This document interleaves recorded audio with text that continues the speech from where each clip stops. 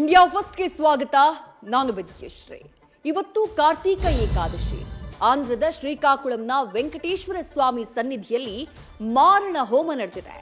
ಮಹಿಳೆಯರು ಮಕ್ಕಳು ಸೇರಿ 10 ಮಂದಿ ದಾರುಣವಾಗಿ ಸಾವನ್ನಪ್ಪಿದ್ದಾರೆ. ಏಕಾಏಕಿ 30,000 ಜನ ಸೇರಿದ್ದೇ ದುರಂತಕ್ಕೆ ಕಾರಣ. ಘಟನೆಗೆ ಮೋದಿ ಸೇರಿ ಗಣ್ಯರು ಸಂತಾಪ ಸೂಚಿಸಿದ್ದಾರೆ.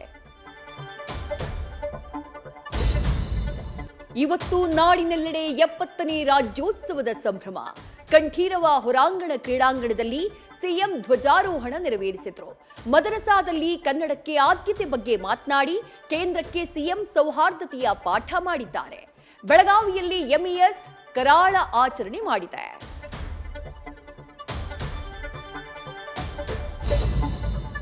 ನವೆಂಬರ್ ಕ್ರಾಂತಿ ಕಿಚ್ಚಿನ ಮಧ್ಯೆ ಸಿಎಂ ಡಿಸಿಎಂ ಸಮಾಗಮವಾಗಿದೆ. ಕಂಠೀರವದಲ್ಲಿ ಒಗ್ಗಟ್ಟಿನ ದರ್ಶನ ಕಾಣಿಸಿದೆ. ನಾವು ಮಾತನಾಡಿದ್ದೇ ಫೈನಲ್, ಇನ್ಯಾರ ಮಾತಿಗೂ ಕಿಮ್ಮತ್ತಿಲ್ಲ ಅಂತ ಹೇಳಿ ಡಿಕೆ ಡೈರೆಕ್ಟ್ ಹಿಟ್ ಮಾಡಿದ್ದಾರೆ. ಇತ್ತ ಎಲ್ಲ ಜಿಲ್ಲೆಗಳ ರಾಜ್ಯೋತ್ಸವ ವೇದಿಕೆಗಳಲ್ಲೂ ಕ್ರಾಂತಿ ಗೀತೆ ಕನವರಿಕೆಯಾಗಿದೆ.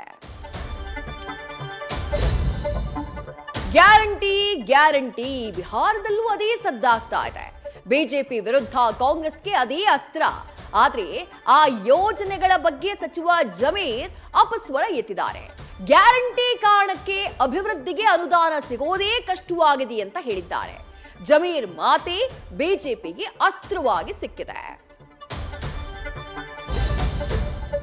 ಮೋಜು ಮಸ್ತಿ ರಾತ್ರೋರಾತ್ರಿ ಅಮಲಿನಲ್ಲಿ ತೇಲ್ತಾ ಇದ್ದವರಿಗೆ ಪೊಲೀಸರು ಶಾಕ್ ಕೊಟ್ಟಿದ್ದಾರೆ. ಜೆನ್ಸಿ ಗ್ರೂಪ್ ನಡೆಸ್ತಾ ಇದ್ದಂತಹ ರೇವ್ ಪಾರ್ಟಿ ಮೇಲೆ ರೇಡ್ ಆಗಿದೆ. ಹೋಮ್ ಸ್ಟೇನಲ್ಲಿದ್ದ 115 ಮಂದಿಯನ್ನ ವಶಕ್ಕೆ ಪಡೆಯಲಾಗಿದೆ. ಸ್ಥಳದಲ್ಲಿ ಕೆಲ ಇಂಜೆಕ್ಷನ್ ರೀತಿ ಮಾದಕ ವಸ್ತು ಪತ್ತೆಯಾಗಿದೆ ಅಂತ ಗೊತ್ತಾಗಿದೆ. ನ್ಯೂಸ್ ಫಸ್ಟ್, ನಿರ್ಭೀತಿಯಿಂದ ನಿಮ್ಮ ಪರವಾಗಿ.